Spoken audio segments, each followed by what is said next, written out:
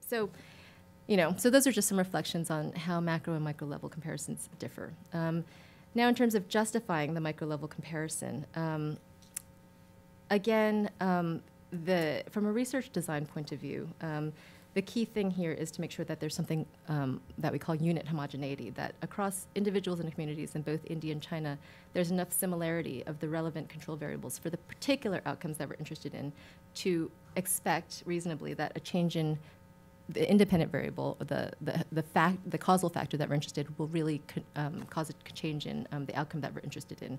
But to be honest, my interest in comparing people and villages in the two countries was originally based on more of an impressionistic feeling of what people on the ground. So this paper that I'm working on, this project I'm working on, compares rural China to rural India.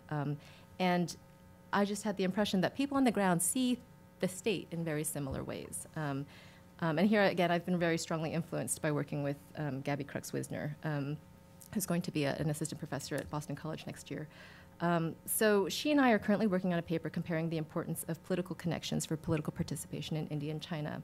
And as she and I talked through the comparison and thought about our extensive fieldwork experiences in the two places, we've come to think that there are certain strong similarities that suggest that, one, political participation really does mean the same thing in the two contexts, and that two, some of the same causal factors determine these outcomes. And so why do individuals in rural China and rural India confront enough of a similar context to justify the comparison? So one, I think we've come to the conclusion that they really have similar problems that they want government authorities to address. Their everyday political and social problems are very similar. And of course, Mark is going to speak to that as well. They need and want basic public goods provision. They face very corrupt governments and so forth. So that's one. Number two, their view of the state is strikingly similar. So from the point of view of an ordinary person, what the state looks like is a complex, hard to understand, unpredictable animal. And moreover, to complicate that, formal institutions are changing rapidly because there are reforms going on all the time. Formal institutions were never that formal to begin with. Another similarity is there's a tradition of village self-autonomy, and the flip side of that is a relatively distant state. So historically, for a very long time in China, the state only came down to the county level. Similarly, in India, for a very long time, the state was very, very far away from villages. And only since the 1950s and then the 1990s has the state really come down to the village level in India. At least that's my understanding.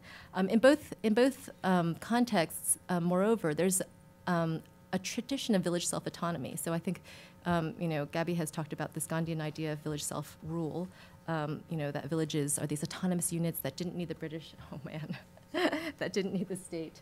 In China, of course, that was something, village self-autonomy was something that Mao emphasized very much. I'll go through very quickly some of the remaining things, since I see I only have 1 or 2 minutes. Limited access to information and other formal political resources. Both of these populations are poor, disenfranchised, marginalized. Information about laws, rights, formal procedures are very difficult to obtain. Informality and informal institutions and personal relationships remain very important to politics in both places. Also, interaction with the state is highly mediated through local elites, with a point to which Pradeep Chibber has made. Local elites and officials are the focal point of a lot of citizen intention, action and intention. And they broker, as Prasenjit has talked about in a lot of his work, they broker a lot of the interactions between state and ordinary people. Finally, for this part of what I was going to say, non-electoral political action are a huge part of the everyday political behavior of ordinary villagers. Even though in political science, the vast majority of work on political participation is on voting.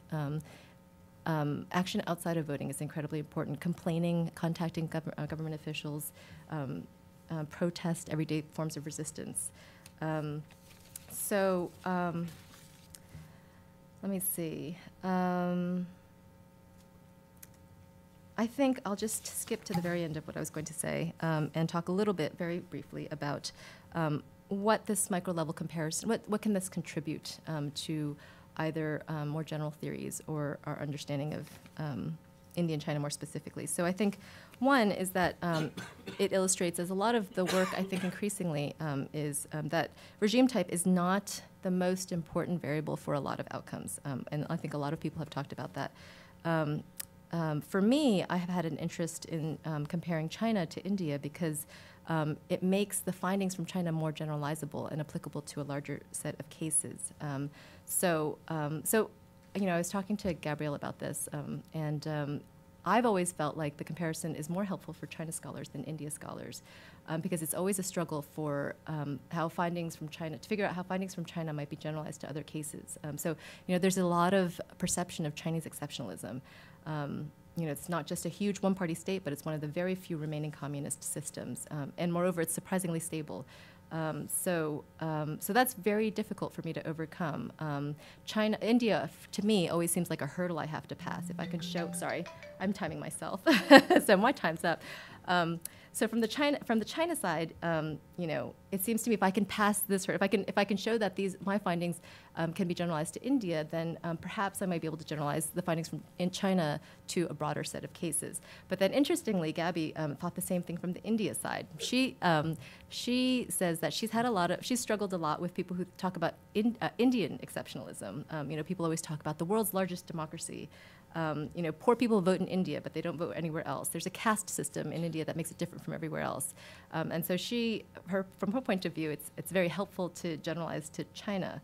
In any case, I just want to end with two exhortations, perhaps. One, I think that when we think about the comparison between India and China, we really have to define the outcome very concretely and specifically, because it's only once we have the outcome defined very specifically that we can then list what should be the control variables.